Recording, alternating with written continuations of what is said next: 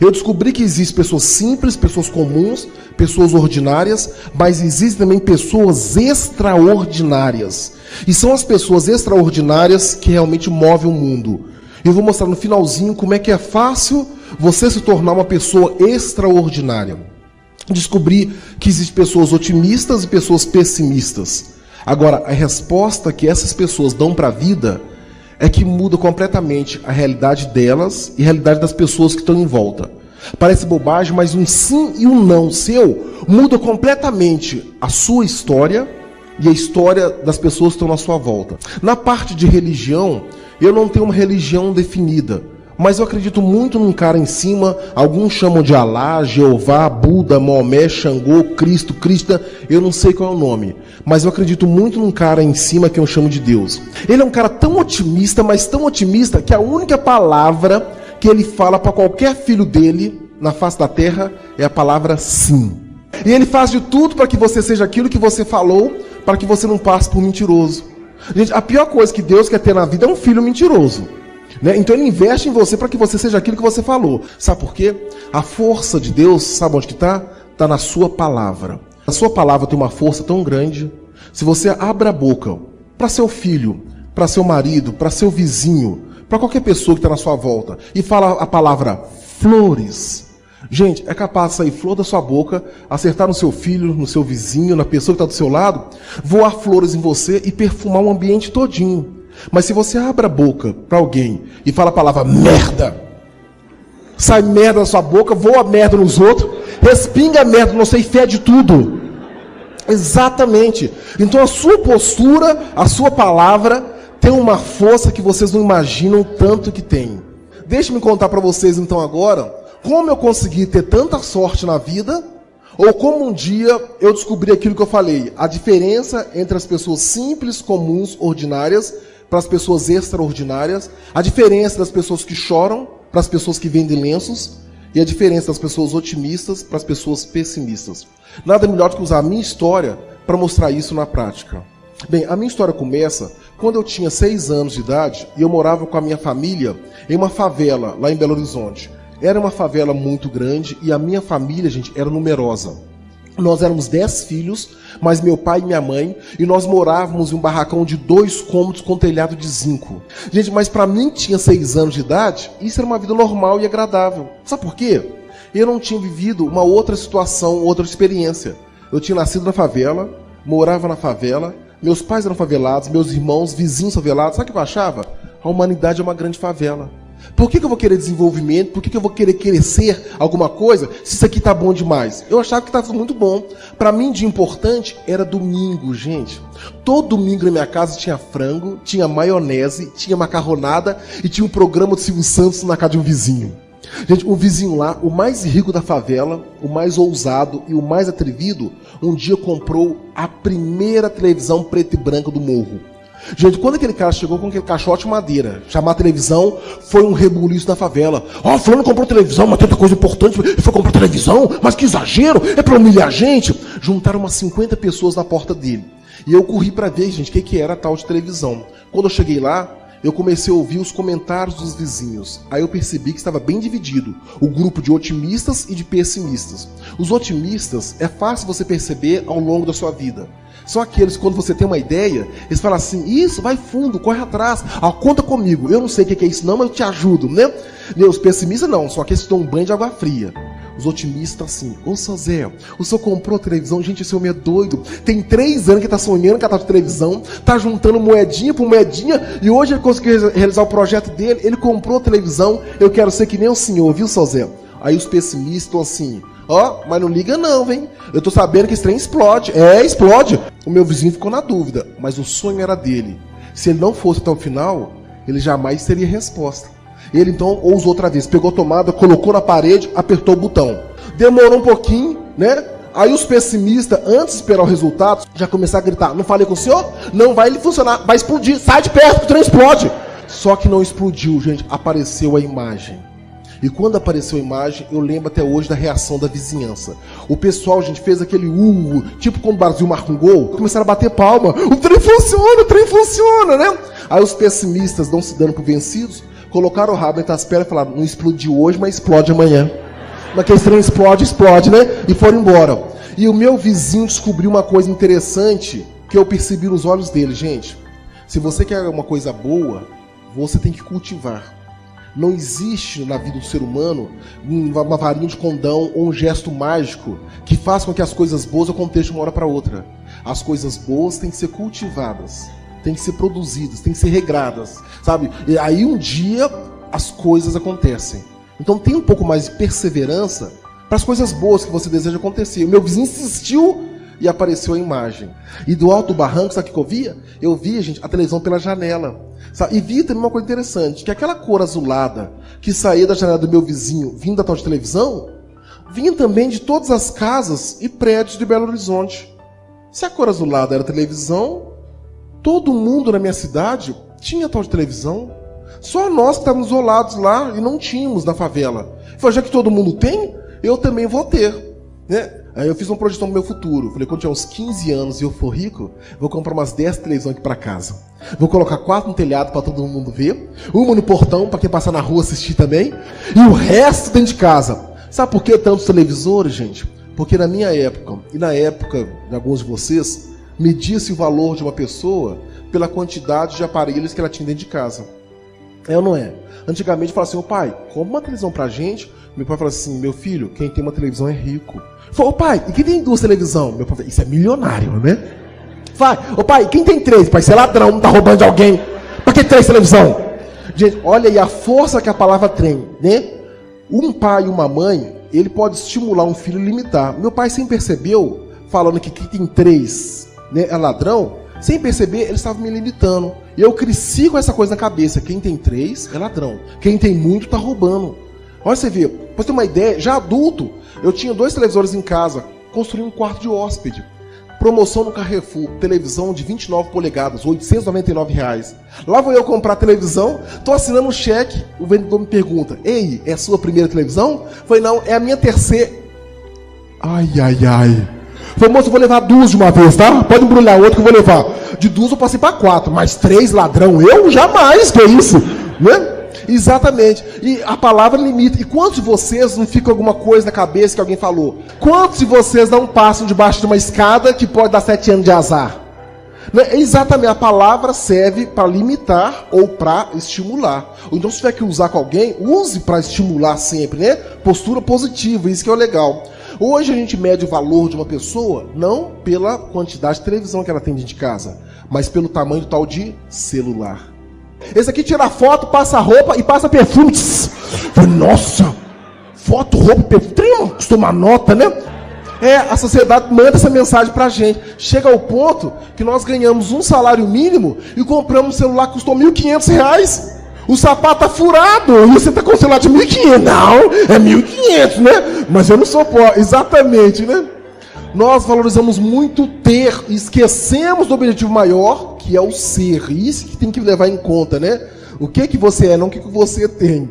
Mas então, meu pai estava desempregado. Eu não tinha noção o que era pai desempregado. Eu só pensei que meu pai começou a ficar mais em casa. E o clima da minha casa começou a mudar. As coisas começaram a faltar. Minha mãe não trabalhava. E a única situação que tinha, a única opção que tinha na época governamental para ajudar uma família carente, minha mãe conseguiu. Um dia ela sai, fica o dia inteiro numa fila, não sei da onde, e volta e fala comigo, meu filho, arruma essas coisas que eu consegui uma vaga numa escola para você. Você vai adorar essa escola. Lá você vai aprender a ler, a escrever, vai passar o dia inteiro brincando com seus colegas. Pô, mamãe, que escola é essa? Ela chama FEBEM. Minha mãe, gente, me descreveu o que era FEBEM. Só que ela me contou na linguagem dela de mãe, de adulto. E eu entendi na linguagem de menino de 6 anos de idade. E um dos grandes problemas que persegue a humanidade, gente, é o tal problema da comunicação. Uma coisa é aquilo que nós pensamos e falamos. Outra coisa é aquilo que as pessoas pensam e entendem. Porque tem muitos desníveis na questão da comunicação e as pessoas ficam truncadas. E sem contar que a mídia tem uma coisa interessante chamada neurolinguística. A mídia às vezes bombardeia as pessoas para querer extrair delas o que eles querem. para brincar com vocês, para mostrar como é que a neurolinguística funciona, tá? Pensar uma coisa, né, e falar outra. Eu vou falar uma palavra e vocês vão ter que repetir a palavra. No finalzinho, eu faço uma pergunta rapidinho e eu quero ver a rapidez de vocês em responderem a essa pergunta. Combinado? Todo mundo, hein? Então repitam comigo, hein? Branco, branco, branco, branco. Branco, branco, branco, branco. Agora me responda rapidinho. A vaca bebe leite? Lá em Minas Gerais a vaca bebe água. Mas a culpa não é duas não, gente. A culpa é da tal da neurolinguística. Sabe por quê? Eu bombardeei com vocês com informações para extrair depois no final a resposta que eu queria. Quando você chega em casa às 6 horas da tarde, liga a televisão, tá? De 6 horas da tarde até meia-noite, vocês começam a ver o quê? Homem carregando dinheiro na cueca, é mensalão, é pizza, é corrupção, é bomba estourando, é os outros matando. Quando amanhece o dia, se eu te perguntar como é que tá o seu país, o que você fala? Uma porcaria, não presta, não tem jeito, eu vou embora daqui. É ou não é? Agora prestem atenção. Quantos de vocês estão trabalhando? Quantos de vocês estão na faculdade? Quantos de vocês estão estudando? Quantos de vocês não têm um filho perfeito, um marido perfeito? Quantos de vocês não têm um sonho legal? Quantos de vocês não estão realizando alguma coisa? E apesar de tudo aquilo que a mídia fala, será que a vida de vocês está tão ruim assim, ao ponto de todo dia de manhã cedo vocês acharem que é uma porcaria? Lembre-se que eu falei no começo, a única palavra que Deus fala com todos os filhos dele é a palavra sim. Se você começa a falar que o seu país é uma porcaria, o seu estado não presta, a sua cidade é uma merda, Deus abre a boca e fala sim. E aqui no Brasil, nós temos uma mania muito grande de anunciar as coisas ruins. E isso acaba contaminando todo mundo com uma insegurança, uma coisa assim, poxa, o país não presta, a cidade não presta, o estado não presta. A neurolinguística funciona desse jeito. Então, quando vocês assistindo televisão ou abrindo jornal, comecem a peneirar, tá? E ver até que ponto realmente vale a pena você fazer parte, sabe, de toda essa estrutura que fala que esse país, esse nosso estado não tem jeito. Bem, mas aí então, lá fui eu com a FEBEM. Quando eu cheguei no tal de FEBEM, lá em Minas Gerais, a minha escola tinha um muro de 3 metros de altura com mais 3 metros de grade em cima. Era um portão de ferro retorcido, nada de Xuxa nem Angélica. 2 policiais na porta com um castete na mão, olhando assim pra mim. Mas pelo menos o portão se abriu como se abre os portões de contos de fadas. E fez aquele barulho assim de... E quando eu entro com a minha mãe, o portão se fecha como se fecha os portões de castelo de terror. E aí começa, gente, o meu contato com aquelas pessoas que eu falei, pessoas simples, comuns, ordinárias, com pessoas que não têm noção que a resposta e a atuação delas muda completamente a vida delas e a vida das pessoas. Tem gente que passa pela vida e acha, não vai fazer diferença nenhuma nesse mundo. Gente, qualquer pessoa é uma peça fundamental. Eu vou mostrar isso, como é que funcionou. A primeira profissional que me atendeu lá na FEBEM, eu vou falar daquelas pessoas que me atenderam, não dos profissionais, tá? Toda profissão é nobre, é digna. Só que algumas pessoas estão na área errada, fazendo coisa errada. A primeira mulher que me atendeu foi uma tal de assistente social. E era uma pessoa que caiu de paraquedas naquela instituição, porque ela não tocava em nada para não se contaminar. Para ela tudo era sujo, tudo era porco. Ela viu que eu era um aluno ioiôzinho. É aquele que tem assim um cavanhaque de catarro, e o nariz fica assim com um catarro. Aí tudo bem, mal cheguei na instituição, ganhei um apelido de porquinho. É porquinho pra cá, tudo bem. Durmo a primeira noite na FEBEM. Quando eu levanto, tomo meu segundo contato com uma educadora incompetente. Abre as portas, entra uma professora, ela berrava, idiota, retardado, mongoló, o que é que eu tô fazendo aqui, meu Deus do céu? Com aquela professora eu não aprendi nada, gente. Tem umas pessoas que passam pela vida e não ensinam nada. Aliás, eu aprendi uma coisa assim, a contar até 10 de uma maneira diferente. Que ela contava até 10, era assim, ó, ia 1, ia 2, ia 3, ia 4, depois ela ficava muda de preguiça e falava, ia 5, ia 6, ia 7. E como bom aluno, eu comecei a imitar a professora no pátio. Eu ficava lá, ia 1, ia 2, ia 3. Aí meus coleguinhas passavam e falavam, nossa, aqui ele imita a professora direitinho, que nem a professora. Achei que tava arrasando, né? Tava. Até que um dia chegou na FEBEM uma tal de psicóloga. E essa mulher veio no ônibus com 40 estagiários de psicologia. Para aquele ônibus, tá descendo os estagiários, eu tô lá, ia 1, ia 2, ia 3. Quando vem a psicóloga mor, a chefe da equipe, eu tô lá, e 5, e 6. Falei, menino, você, faz favor? Ele falou, vem cá, conte até 10 pra mim. Eu, hã? Ela, conte até 10. Lá vai, tia, vou contar aqui, ó. Ia 1, ia 2, ia 3, ia 4. Quando eu fiz? Ia 5, ia 6. Falou, gente, olha aqui, ó, primeiro caso de retardo mental, vocês viram? Eu tinha 6 anos de idade quando acharam que eu tinha problemas. Me sentaram numa mesa compridona, os estagiários estavam na minha volta com uma tabuleta na mão, olhando pra mim. O que eu fazia, os estagiários anotavam. Pois, pessoal, a mulher veio passando um quebra-cabeça de 6 peças, né? Quando ela colocou na minha frente, assim, e virou para explicar pros estagiários o que ela ia fazer, eu gritei, tia, acabei! Eu já tinha feito, né? Ela falou assim, pessoal... Eu tô combinando um brinquedo pra mim. Aí veio um outro quebra-cabeça de 30 peças. Outro quebra-cabeça, peguei... Tia, acabei! Ela... Um outro quebra-cabeça de 40 peças. A gente só tinha quebra-cabeça ali. Tava tão sem graça a brincadeira, que uma hora que eu distraí e errei. Na hora que eu errei, gente, a tal de psicóloga deu o nome de uma doença que eu tinha, que eu nem sabia que eu tinha. O pessoal fez, oh! Aí veio uma estagiária morrendo de dó de mim porque eu tinha aquela doença e me deu um biscoitinho para me consolar. Na hora eu entendi todo o recado, gente. Toda vez que eu acerto, não acontece nada. Mas quando eu erro, a mulher me dá uma doença e a outra me dá o biscoitinho. Então, um grande lance da vida é você errar sempre, pra você ganhar ajuda, né? Gente, eu comecei a errar de propósito. Pegar a pecinha redonda, eu colocava aqui quadrada. É aqui, dona, dona, errei, deu biscoitinho. Aqui, moça, errei outra vez. Errei tudo que podia, comi um pacote inteiro de biscoito recheado, tomei 2 xicrinhas de café com os estagiários, mas saí do ônibus cheio de doença, gente.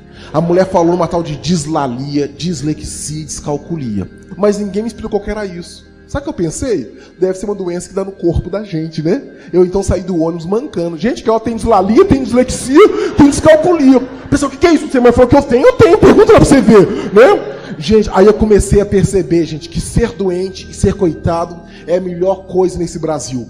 Todo mundo passa os doentes, coitado, na frente, né? Tava aquela fila do almoço, gente, aquela menina pegando bandeja de comida, eu era o último da fila. Parava lá e falava, ô cozinheira, deixa eu entrar na frente que a minha dislalia tá doendo demais da conta hoje. Vem cá, menina, o que você tem? Foi dislalia, dói tudo aqui. Fala, é dislalia mesmo, viu, gente? Minha avó tem isso, minha avó nem dorme a nuca dislalia dela, coitado. E ele tão novo, tem dislalia, que dó desse menino. Ganhava 2 pedaços de carne, gente. Então era uma maravilha. Aí começaram as minhas fugas da FEBEM. Com 8 anos, eu tinha fugido 12 vezes da FEBEM. Não sabia ler nem escrever com 8 anos de idade, mas descobri uma coisa interessante. E isso serve como uma lição, até eu passo para meus filhos. O bom contador de histórias é aquele que conta as histórias que as pessoas gostam de ouvir. O bom vendedor é o que vende o produto que as pessoas querem comprar. Assim como o bom professor, gente, é aquele que desenvolve a metodologia que os outros querem, né, aprender.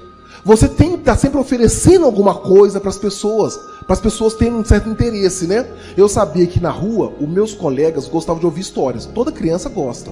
Só que as tias da FEBEM liam história de porquinho, de gatinho, de boizinho. Gente, meninos que tinham 12, 13 anos de idade, ouvindo história do Lobo Mau, os 3 porquinhos, os meninos estavam acostumados já com a realidade de rua. História de atropelamento, de crime, tudo sai sangue, né? Eles gostavam. Os meus colegas gostavam disso. Eu não sabia, né? Eu sabia ler, mas eles também não sabiam.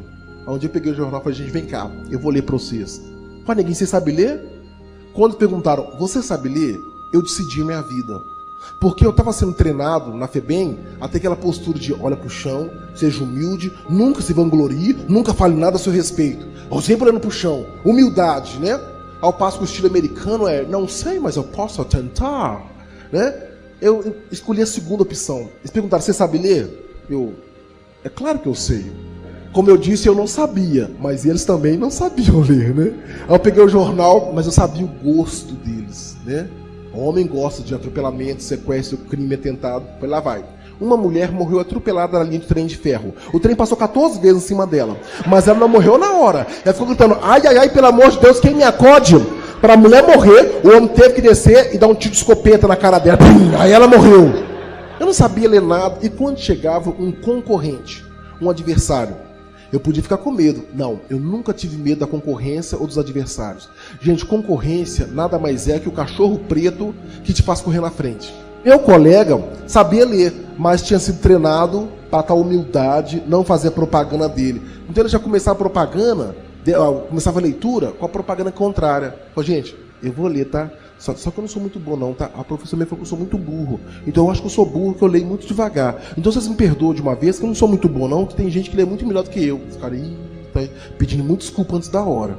Aí ele começava, o menino falou. Ih, o cara é analfabeto mesmo, Roberto? Sabe ler? Não, Roberto, vem cá. Mostra como é que lê. Você que sabe ler. Eu chegava lá, pegava o jornal, virava de cabeça pra baixo, que eu lia até de cabeça pra baixo, hein? Nossa, o cara é foda, o cara é bom mesmo, né? Lá vai aqui, ó. O menino caiu do 15º andar de um prédio. Ele quebrou os 2 braços e as 2 pernas. Quando chegou no pronto-socorro, o médico demorou a atendê-lo. Ele então cortou o pescoço do médico com uma navalha. O médico levou 88 pontos, nunca mais demorou a atender ninguém. Pessoal bem feito, se mesmo tem que cortar o pescoço, ó. Demorou a atender o coitado. A turma aplaudia, gente. Com 9 anos, eu tinha fugido 48 vezes da FEBEM. E quando você se propõe a educar, você tem que ficar atento às idades do seu filho, porque cada idade tem um interesse. Com 9 anos, o menino se acha o cientista do mundo, né? Eu descobri que falar bem era fundamental. Só que eu morava na rua. Então, um menino com 9 anos, quando está na sua casa, ele começa a prestar atenção muito, de uma maneira interessante, qual a forma que você fala, qual a forma que a professora fala, qual a forma dos colegas, né, falar. Então, ele está atento a tudo. Eu só vivia na rua. Então, de 10 palavras que eu falava, 11 eram palavrões. E os meus colegas achavam legal. Pô, o cara é desbocado, né? O cara fala bem demais. Eu achei que estava arrasando, né? Até que um dia me mandaram para uma escola da FEBEM que era dirigido por umas irmãs de caridade. E eram umas irmãs sexy, sagenárias. Deram aula para um tal de Piaget e Vygotsky no século passado. Estavam lá, gente. Chego eu com meus palavrões. Aí um dia uma irmã fala comigo assim: imbecil, estúpido, insignificante, larápio, reles, vil, torpe, ínfimo. Eu falei, não, irmã, coisa bonita, isso é poesia? Aí um colega falou, tá te xingando palavrão, trouxa. Eu falei, isso aí é o palavrão da irmã? Aí eu falei com a irmã, eu vou ensinar um palavrão legal pra senhora, pra você falar com os outros. Eu falei, irmã, vai tomar banho. Quando eu mandei a irmã tomar banho, ela pulou pra trás. Menino, o que você falou comigo? Eu percebi que ela ficou nervosa, com simples vai tomar banho. Eu falei, irmã, vai tomar banho em bunda. Ô menino, o que ele falou? Eu falei, irmã, vai tomar banho em bunda e perereca. Quando eu falei perereca, a irmã ficou no chão. Aí eu vi que a perereca era o ponto fraco dela, gente. E quando o filho descobre o seu ponto fraco, o filho abusa, não é? Eu dei adjetivo de perereca. Perereca grande, cabeluda, recheada, careca, amanteigada, com creme de leite, com cereja. Gente, a irmã não sabia que existiam tantas pererecas no mundo. Né? Ela entortou todo, saiu, acabou espumando. Voltou um mês depois, olhou pra mim com uma cara que não era de irmã de caridade e fez o laudo que ia mudar minha vida. Esse menino não tem jeito, ele é irrecuperável. Puf! Pronto, eu agora ganhei um atestado de doido. Eu só me perguntar uma coisa. Segundo me falaram, aquelas irmãs, elas estavam ali por opção. Escolheram trabalhar naquela escola para ajudar porque gostavam do que faziam. Eu só não entendi por que as pessoas entortam a boca, estressam, dão um infarto fazendo coisas que elas se propõem, coisas que elas gostam. Quando você se propõe a fazer alguma coisa, faça rindo, faça por prazer. Tenha certeza disso. No momento que começou a te estressar, te esgotar, tá na hora de você dar um tempo, então. Com 9 anos, com 10 anos de idade, eu já tinha fugido mais de 100 vezes da FEBEM. Com 13 anos, eu tinha fugido 132 vezes. E com 13 anos, aconteceu uma coisa que eu quase morri. Um dia eu quis fazer parte de uma turma de meninos maiores do que eu. E se você não cuida, não zela do seu, né, pelo seu filho, sem dúvida alguma, ele vai buscando opção na vida. O ser humano difere das outras raças, porque as outras raças, gente, com um mês de vida, 2 meses, 2 dias, já tem tudo na cabeça que eles vão fazer o resto da vida. O ser humano está sempre buscando. Com 13 anos, eu estava buscando alguma coisa, mas não tinha adultos para me influenciarem. Conheci uma turma de pivetes, de meninos maiores do que eu. Os caras tinham 17, 18 anos de idade. Faziam assalto à mão armada. E eu, com 13 anos, achei que já era malandro o suficiente para ficar naquela turma. Quis fazer parte da turma deles. Só que tinha um ritual de iniciação que eu não sabia. O grupo que recebia o novato dava uma prova de fogo para o novato. Às vezes defecavam no chão, o novatinho tinha que comer o cocô de todo mundo. A prova de fogo podia ser espancar o novato, estrupá-lo. Eu não sabia que tinha todo esse ritual. Eu estava lá debaixo do viaduto com aqueles caras bem maiores que eu tinha 13 anos. Eles falaram, neguinho, vem cá, tá na hora da sua prova. Ele falou, opa, qual vai ser minha prova? Eles falaram, você vai ser a nossa mulher essa noite. Eu falei, nossa o quê? Eu falei, nossa mulher. Eu falei, dá licença, não tem jeito não. Levantei para correr, me derrubaram no chão com uma rasteira. Um outro veio e me quebrou um cabo de vassoura nas costas que eu vi literalmente estrelas. Um tinha um calçado emborrachado chamado quichute, tinha uma ponta de borracha. Ele me chutou o rosto, aquilo que me rasgou a sobrancelha, o sangue começou a jorrar no meu rosto. Naquela noite me bateram tanto, mas tanto, que me deixaram caído nos trilhos da rede ferroviária federal. E eu fui tomado de uma tristeza tão grande, ou uma inutilidade tão fatal, que a minha vida foi passando em questão de segundos pela minha mente. Tipo assim, meu pai não me quer, minha mãe não me quer, meus colegas não me querem, os professores não me aceitam, nem as irmãs de caridade têm paciência comigo, por que eu vou ficar vivo? Busquei um sentido para ficar vivo, não tinha nenhum. E pela primeira e única vez na minha vida eu pensei em suicídio. Eu puxei meu corpo para cima dos trilhos da rede ferroviária federal, deitei em cima do trilho, eu pensei, o trem passa e acaba com esse sofrimento. E eu desmaiei. Só que eu fui tão azarado, ou tão sortudo, que eu deitei numa linha, o trem passou na outra. Eu falei, não é possível! Nem pra morrer eu sirvo! Mas não, eu descobri que quando não é hora, não é hora. Gente, e o grande lance da vida, eu descobri uma coisa, é que todas as dores doem à noite. O grande lance é você insistir e esperar o dia amanhecer. Quando o dia amanhece, presta atenção, parte das dores vão embora. E você tem um dia inteiro para procurar ajuda. E não existe um ser humano na face da Terra que a vida seja só dia, dia, dia. Todo mundo tem dias e noites, dias e noites. Então saiba suportar as noites da sua vida, porque no dia seguinte você vai continuar vivo, vai buscar ajuda. Um taxista me viu machucado, ele me colocou no táxi e me levou para o pronto-socorro. Foram 72 pontos pelo corpo afora. Fui devolvido a FEBEM 3 dias depois, e chego lá e encontro um dos rapazes que tinha me espancado na rua. Se ele contasse que tinha tentado me estrupar na rua, a minha fama de bad boy, de menino mau, de pivete, ia por água abaixo. E para não contar nada, eu rolei numa briga feroz com aquele meu colega que quebrava os dentes da boca dele com uma bola de sinuca. E é claro que me machucou demais, eu já estava todo costurado. Fui parar numa cela de castigo, um cubículo de 1,5 m por 1,5 m com um vaso sanitário. Na minha época, um aluno ficava até 3 dias numa cela como essa, sem comer e sem beber água. Se ele quisesse beber água, ele tinha que defecar e urinar no chão da cela para beber água de dentro do vaso sanitário. A única fonte de água que tinha era do vaso sanitário. Aí você parava a mão na parede do vaso para beber daquela água. Estava lá na primeira noite, deitado no chão da cela, que eu estava machucado, entrou o instrutor com um balde de água e jogou no chão da minha cela. Segundo ele, o castigo é ficar de pé. E eu fiquei a noite toda de pé. Quando amanheceu o dia, meus pontos começaram a infeccionar. Ele, comovido, movido de dó, ele abriu a minha cela. Quando eu estava colocando o pé para fora, ele, como estava encurtando a minha pena, como eu não estava ficando 3 dias, fiquei só uma noite, e ele se sentiu no direito e me deu 2 tapas no rosto. Sabe aquele tapa masculino, pesadão, que você escuta o barulho por uns 20 anos ainda suando no seu ouvido? E ele fez a previsão do meu futuro. Primeiro ele mandou que eu agradecesse aquele tapa. Porque se a gente castigar um menino quando é pequeno, quando o menino cresce, ele fica com medo de apanhar e não faz mais coisa errada. E a outra coisa é que ele me deu um pão com manteiga, que foi o pão mais amargo que eu comi na minha vida, porque ele começou a falar que tinha 30 anos de experiência naquela área, e meninos como eu iam morrer cedo. Ele sabia que eu ia virar marginal, que eu seria assaltante, estrupador. Ele falava comigo, escreve, tô te falando, você não vai ser outra coisa na sua vida, daqui a pouco você está matando, roubando, estrupando. Ele falou tantas vezes aquilo, né, e eu senti tudo em câmera lenta, ou seja, aquele cara me batia, me dava um pão com manteiga e falava, marginal, assaltante, não tem futuro. Eu falei, daqui a pouco eu vou matar, eu vou roubar, eu vou estuprar. Meia hora depois estava eu desesperado, pulando aquele muro outra vez. Mas quando eu caí do outro lado, o muro tinha 3 metros de altura, mais grade. Eu caio e me esborracho no chão, me doeu tanto o corpo e o espírito, que pela primeira vez eu me senti suflado de uma coisa tão estranha. Sabe? Eu me senti o lobo mau da história dos 3 porquinhos. Eu senti que a minha palavra tinha uma força para derrubar aquela parede da FEBEM. Então eu olhei para a parede e sentindo que saía aquele jato para derrubar a parede, eu falei, eu não volto mais nesse lugar, chega de sofrer. Nesse dia, eu descobri mais tarde que aquela minha indignação provocou uma coisa interessante. Fé. Eu acreditei que eu não ia mais sofrer. Eu estava decidido.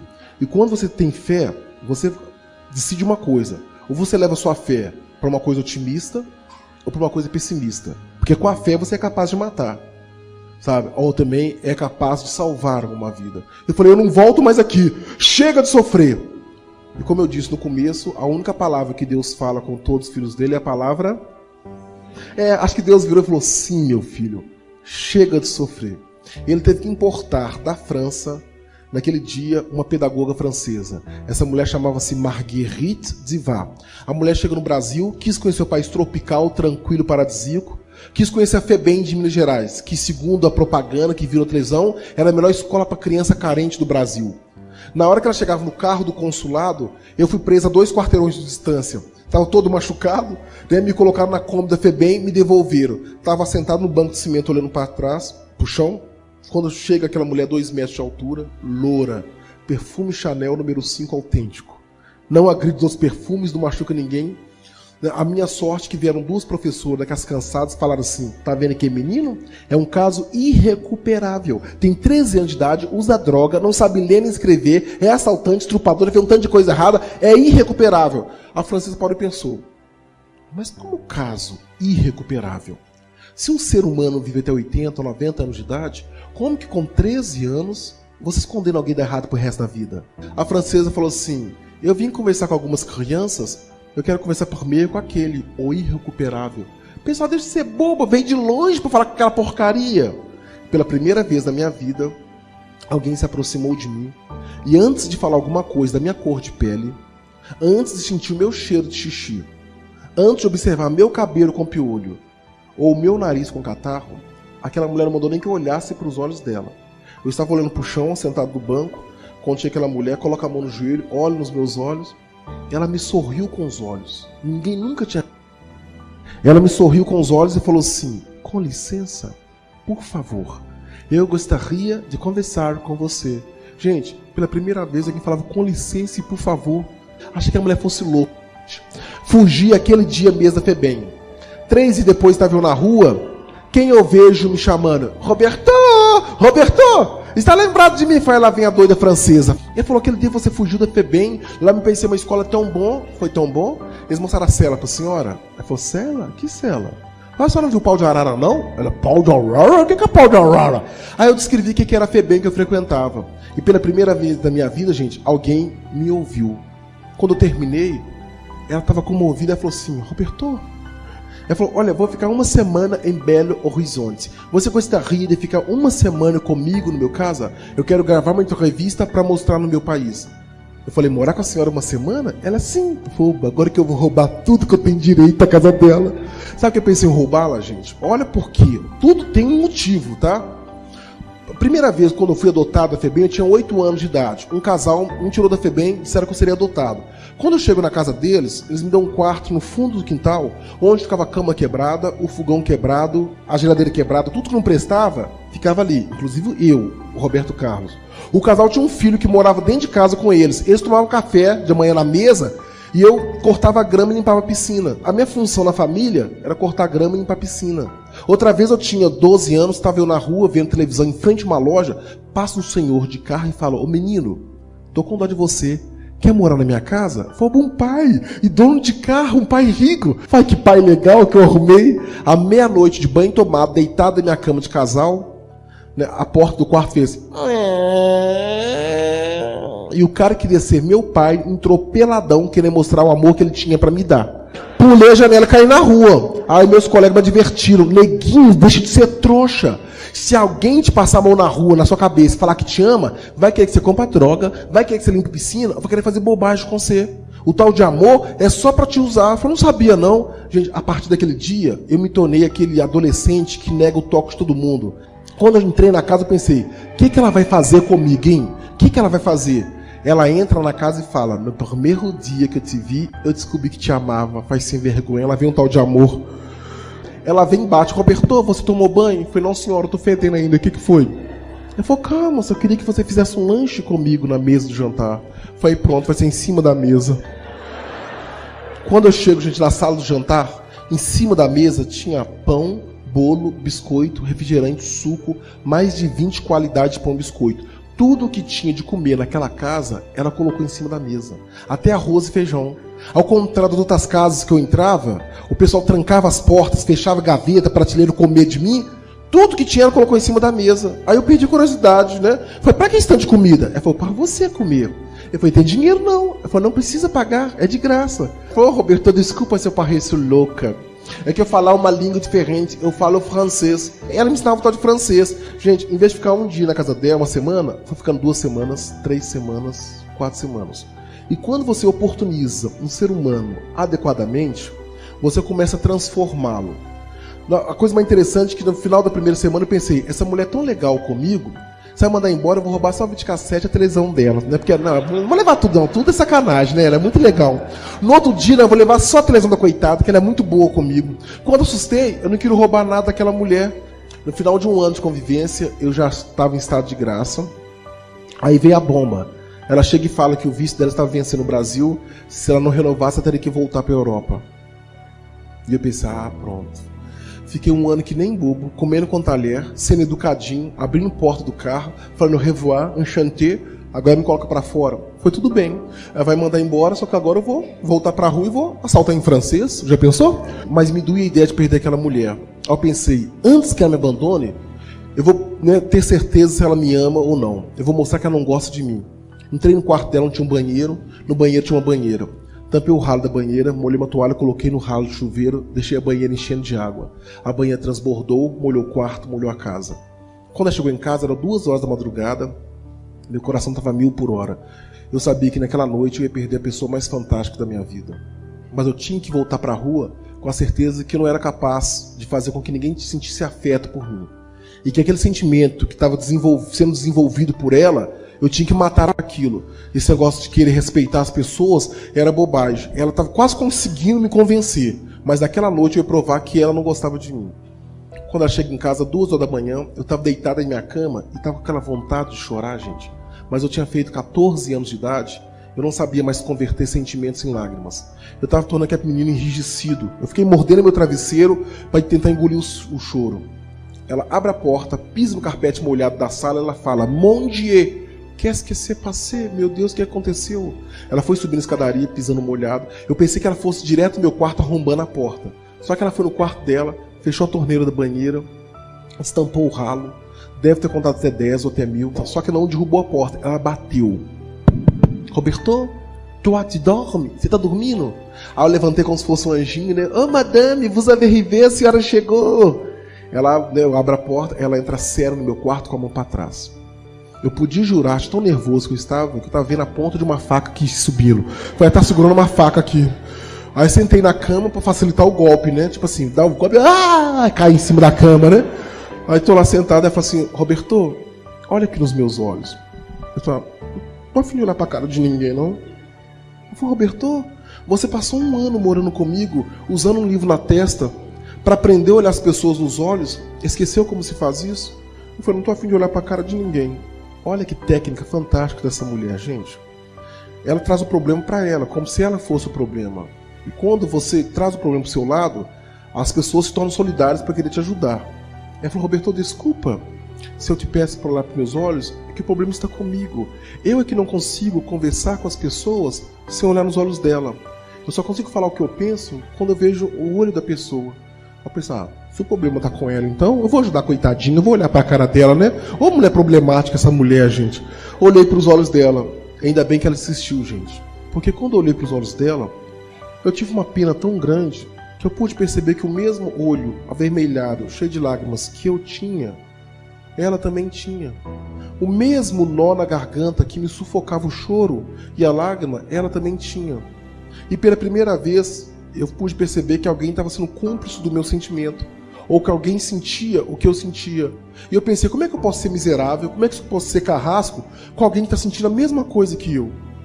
E ela falou, Roberto, você esqueceu a torneira da banheira aberta? Ela molhou todo o meu quarto, molhou toda a casa, inundou tudo.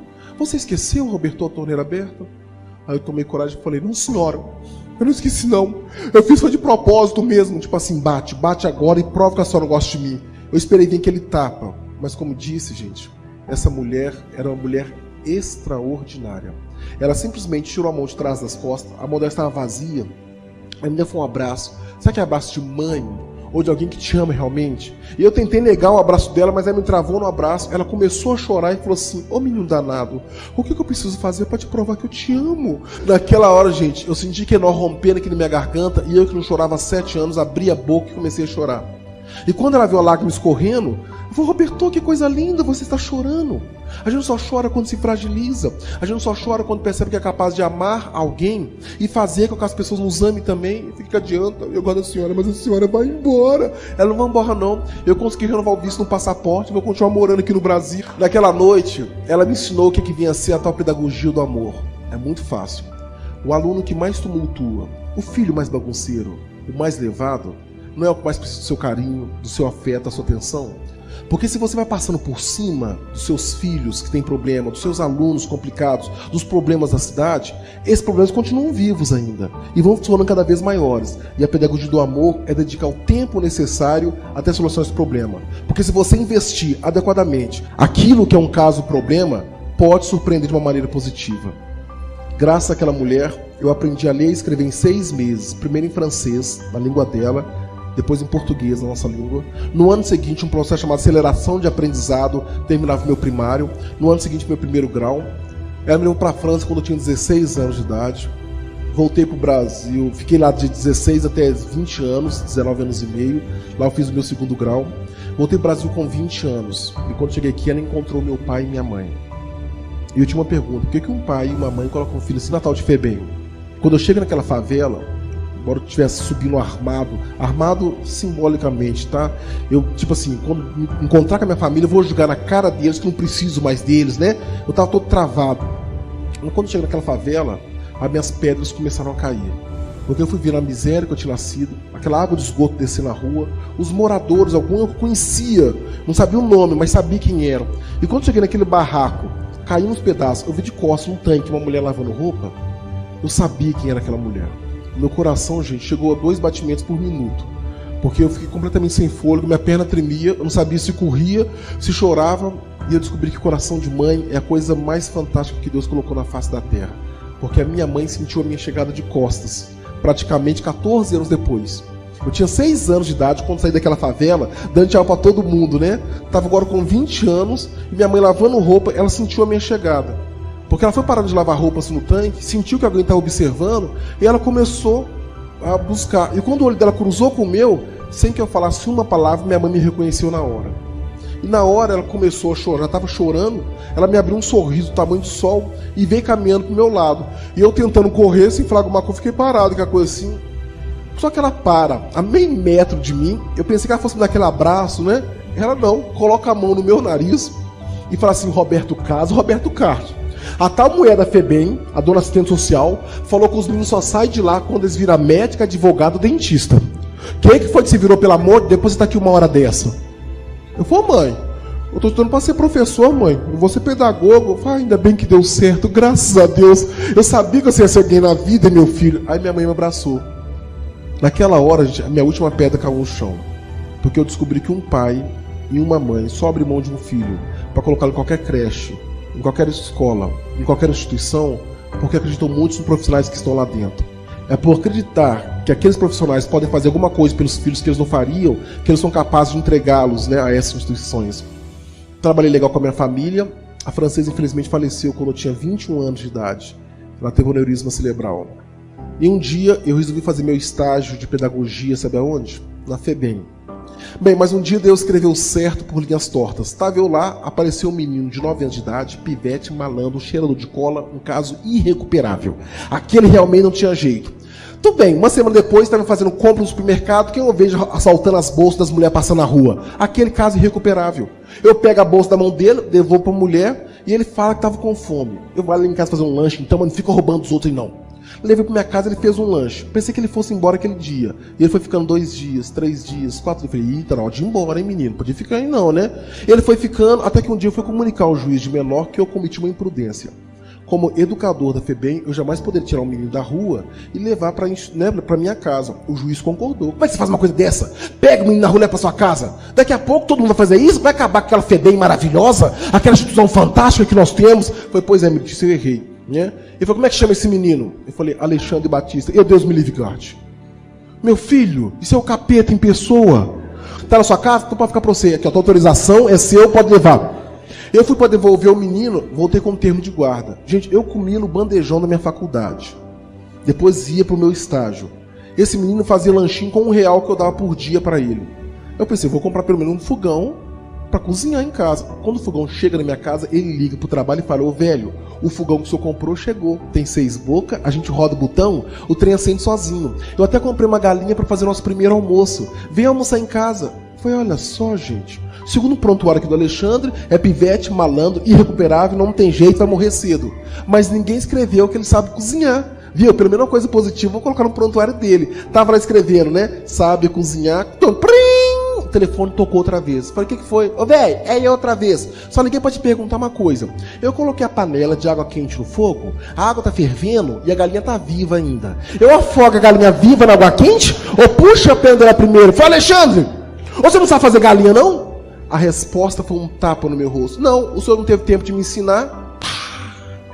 Nós só podemos cobrar dos nossos filhos, dos nossos vizinhos, dos nossos amigos, coisas que nós ensinamos, coisas que nós praticamos. E por aí vai a ética, moral, civilidade, cidadania, participação, comportamento. Só depois que você pratica que você pode realmente cobrar. Então faz uma coisa, Alexandre, amarra a galinha no pé da mesa e vai comer na padaria, que à noite te ensina a fazer a galinha. Presta atenção, amarra a galinha no pé da mesa e vai comer na padaria. Que com o filho, se você falar uma vez só, ele é capaz de comer uma galinha na padaria e levar a mesa amarrada em algum lugar da casa. Não, sério. Educar, gente, é você repetir aquilo que você acredita diariamente, insistentemente, até convencer as pessoas. Educar é um trabalho de convencimento antes de mais nada. E nesse processo de ensinar o Alexandre alguma coisa, ele completou 26 anos de idade, fala o francês muito bem, Washington, Josafá, Marco Túlio. Para contar a história, acabei adotando hoje 14 ex-meninos de rua. Segundo o prontuário, eram casos complicados e irrecuperáveis, sem solução. Meus 14 filhos não são nada disso. São homens de bem que trabalham e estudam. São homens de bem que nós moramos numa casa que nós construímos, a casa que nós sonhamos. Agora, a coisa mais legal é que nós descobrimos que vale a pena insistir, vale a pena perseverar. E meus filhos perceberam isso, tanto é que tem um propósito. Eles têm um compromisso de ajudar outros 14 meninos da mesma situação que eles. E quando os 14 estiverem preparados, nós vamos convencê-los que eles têm direito a uma casa. Pode ser um barraco na favela ou uma mansão como a nossa.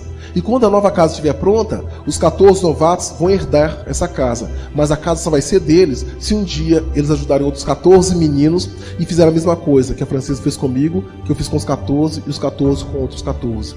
E isso só aconteceu, gente, porque um dia alguém saiu do outro lado do mundo e falou comigo que tinha jeito, que podia ser diferente. Essa pessoa me ensinou um outro lado da moeda.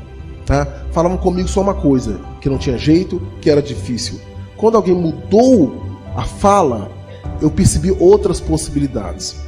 Então, quando alguém perguntar que país é o seu, se é bom, se é ruim, pensem direitinho, porque a fala realmente ela começa a construir coisas interessantes. Vale a pena você insistir nisso. Obrigado, gente.